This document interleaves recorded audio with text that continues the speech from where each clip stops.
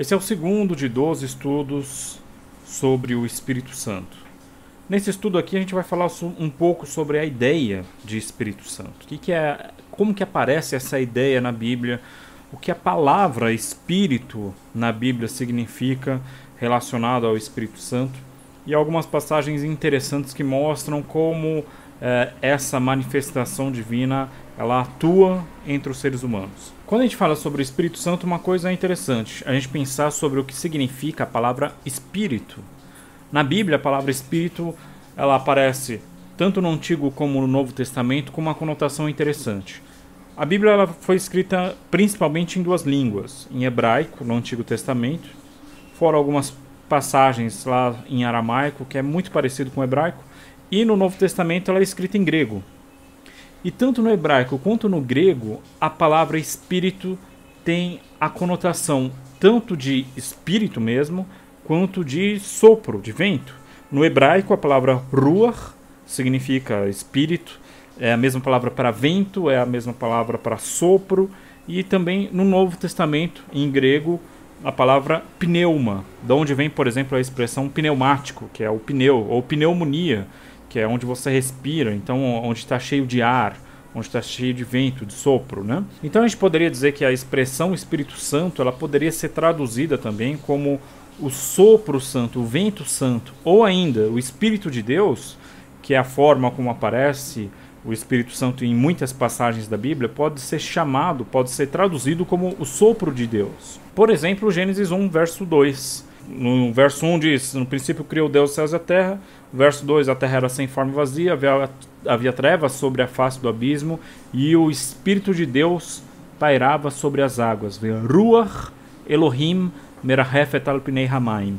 Então a gente poderia traduzir esse verso como o sopro de Deus pairava sobre as águas, ou ainda o vento de Deus agitava as águas. Então o Espírito Santo, ou o Espírito de Deus, ou o sopro de Deus, é chamado assim, o Espírito, ou o sopro, ou o vento, porque ele tem umas características parecidas com o vento. E a própria Bíblia vai usar essa conotação dupla da palavra Espírito para trazer essas ideias para a ideia do Espírito Santo. Por exemplo, o diálogo que Jesus tem com Nicodemos, lá em João capítulo 3. João capítulo 3, o verso 8 diz assim: o vento assopra para onde quer, e ouves a sua voz, mas não sabe de onde vem nem para onde vai. Assim é todo aquele que é nascido do pneuma, ou do vento, ou do sopro, ou do Espírito. Portanto, esse verso do Evangelho de João usa a ideia de que o vento você não consegue prever ele, para trazer essa ideia também para o Espírito de Deus. Você não consegue prever. O vento ele sopra para onde quer, da forma como ele quer. Você não consegue dominar o vento. Assim também o Espírito de Deus acontece da forma como ele quer. Ou ainda uma outra passagem muito interessante, lá também no livro de João, no capítulo 20. Isso, Jesus, depois de ter ressuscitado, ele aparece para os discípulos. E aí acontece o seguinte. João 20, verso 21 e 22. Disse-lhes, pois, Jesus outra vez: paz seja convosco, assim como o Pai me enviou, também eu vos envio a vós. E havendo dito isso, assoprou sobre eles e disse-lhes: recebei o Espírito Santo.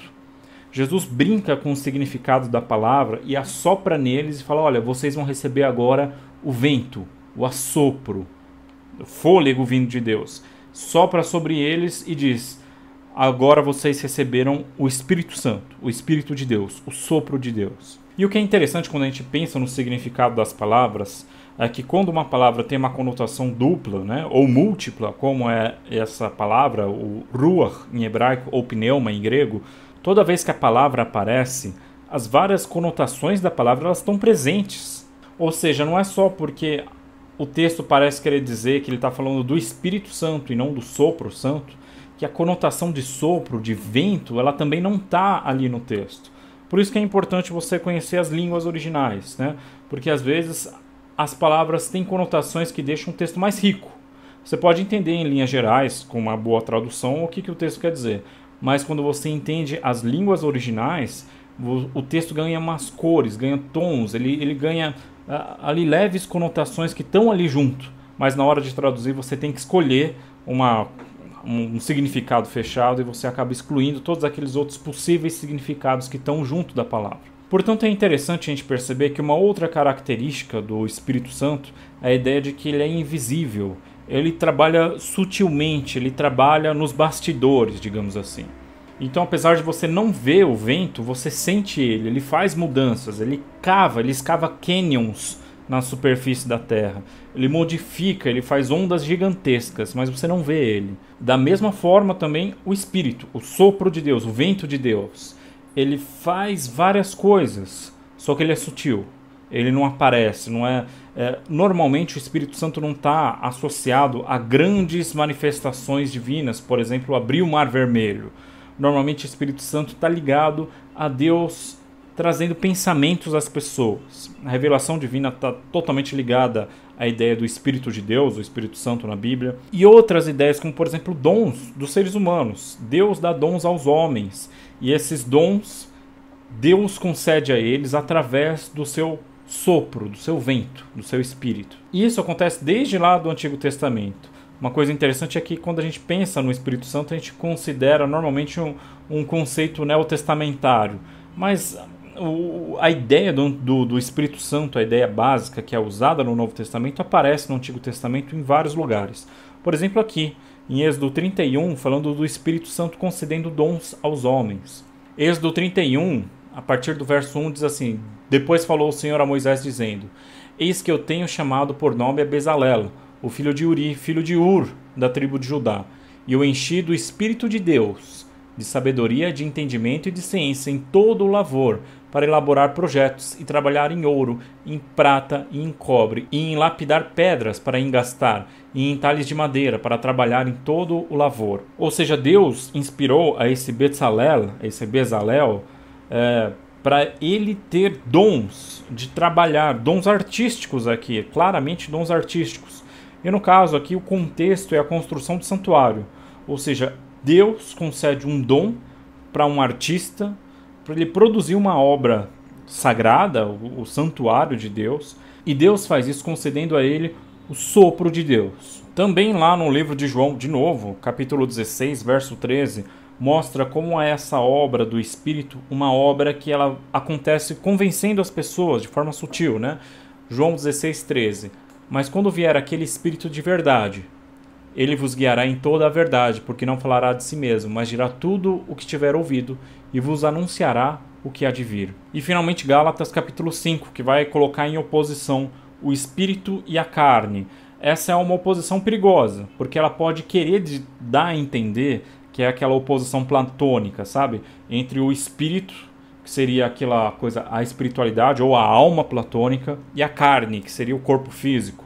Mas o Espírito e a carne, toda vez que elas são colocadas em oposição em toda a Bíblia, a gente vê que não é a oposição platônica, mas seria, digamos assim, a gente consegue ver claramente no texto, que seria virtudes concedidas por Deus, em oposição a características humanas, aquilo que faz parte da natureza humana.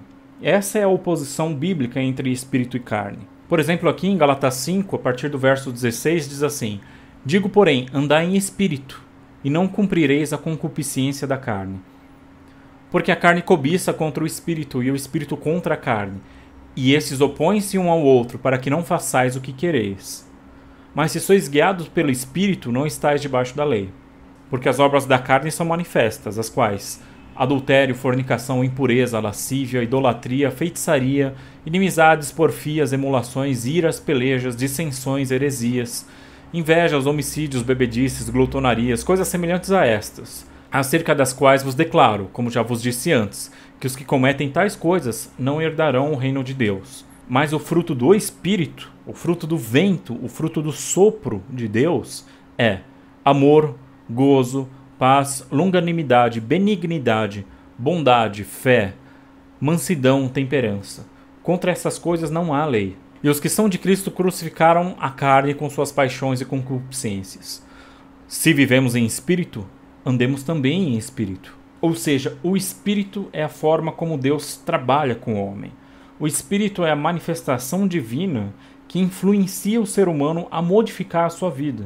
é uma das formas de Deus trabalhar mais importantes no relacionamento entre Deus e o homem.